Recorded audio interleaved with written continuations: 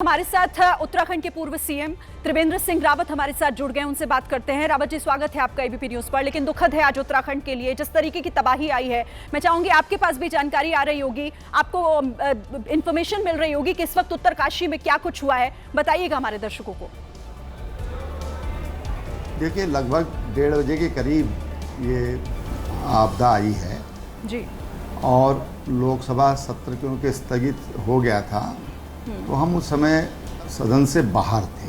तो लगभग 1:35 के करीब 5-7 मिनट बाद ही इसकी जो जानकारी हमको हुई और फिर मैंने वहाँ जो हमारे स्थानीय कार्यकर्ता हैं उनसे उसके संबंध में बातचीत की कि क्या हालात है, क्या वहाँ पर क्या मदद की जा सकती है। और फिर उसके बाद मैंने जो आपदा प्रबंधन के हमारे सेक्रेटरी हैं विनोद सुमन, उनसे मैंने तत्काल बातचीत की और मैंने कहा भाई वहाँ पर इस तरह की आपदा है, आपकी जानकारी में सब चीज़ें आ गई होंगी और वहाँ पर तुरंत जो हमारी SDRF है उसको भेजने की आवश्यकता है। तो उन्होंने मुझे बताया कि उसको अलर्ट कर दिया गया है, उनको वहाँ पर भेजने के लिए कह दिया गया है। लेकिन जहाँ पर एक घटना घटित हुई, ये सीमांत गांव है हमारे उत्तराखंड का, लगभग हरसिल से 3 किलोमीटर आगे जी। और यहाँ पर थोड़ा ITBP भी यहाँ पर रहती है और उससे आगे हमारा जो भैरव घाटी है उसके आगे वो क्षेत्र लग जाता है जहाँ किसी तरह का कोई सिविल पॉपुलेशन नहीं है। हरसिल में सेना हमारी है तो वहाँ तत्काल नज़दीक भी थी, 3 किलोमीटर की डिस्टेंस है, तो सेना वहाँ पर मदद के लिए पहुँची है। SDRF वहाँ पहुँच गई है और अभी शाम को हम माननीय गृह मंत्री जी को मिले और हम उसमें वहाँ की जो क्षेत्रीय सांसद हैं माला राज्य लक्ष्मी शाह जी, गढ़वाल के हमारे सांसद हैं अनिल बलोनी जी और मैं स्वयं माननीय गृह मंत्री जी से हम लोग मिले।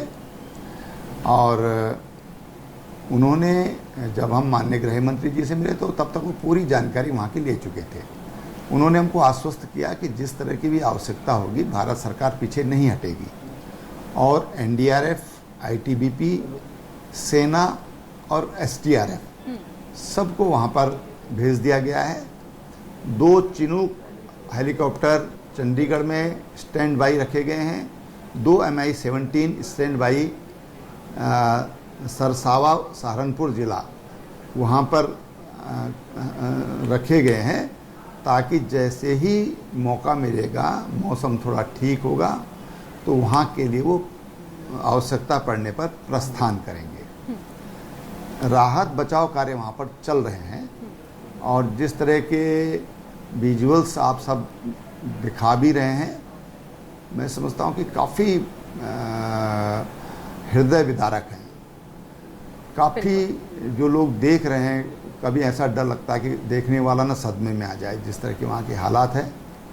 लेकिन संयोग से आज जहाँ पर ये आपदा आई उसके पास ही वहाँ पर एक मेला लगता है, तो गांव के लोग काफ़ी बड़ी संख्या में उस मेले में भी गए हुए थे।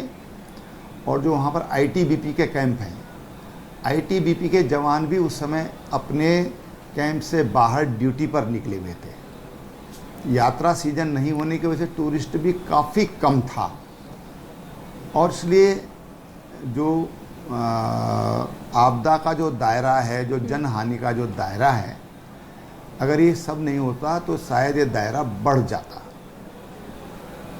आप त्रिवेंद्र जी, आपने कहा कि हर्षिल इलाका जहां पर, क्योंकि वहां सेना का कैंप है तो जाहिर है वहां पर पहले वो जवान पहुंच गए, लेकिन खबर ऐसी भी मिल रही है कि हर्षिल में सेना की कुछ गाड़ियों को नुकसान पहुंचा है, उसमें कुछ जवान भी थे। ऐसी जानकारी मिल रही है कि वो भी शायद, इस बात की आशंका जताई जा रही है कि शायद वो भी सैलाब के साथ बह गए। नहीं, देखिए, हरसिल में इस तरह की कोई आपदा नहीं है। ये हरसिल से 3 किलोमीटर आगे गंगोत्री की तरफ है। मैंने कहा कि सीमांत गांव है ये। ओके जी। वहाँ पर ITBP के जवान तैनात थे, वहाँ पर वो उनके कैंप्स हैं वहाँ पर धराली गांव में। और अभी तक जो जानकारी है कि जवान उस समय अपनी गश्त पर थे, गश्त पर थे, वो अपना सीमाओं का अवलोकन करने के लिए गए हुए थे।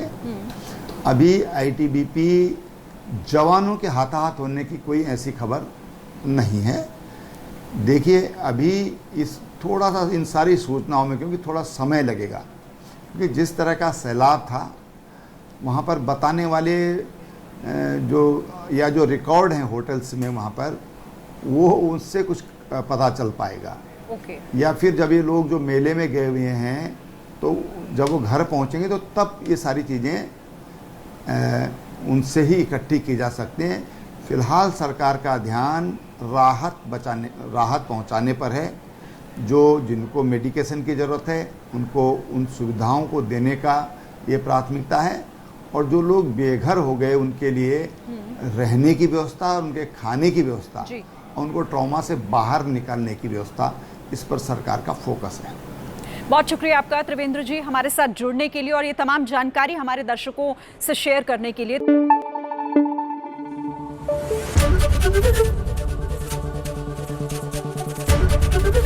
एबीपी न्यूज़ आपको रखे आगे।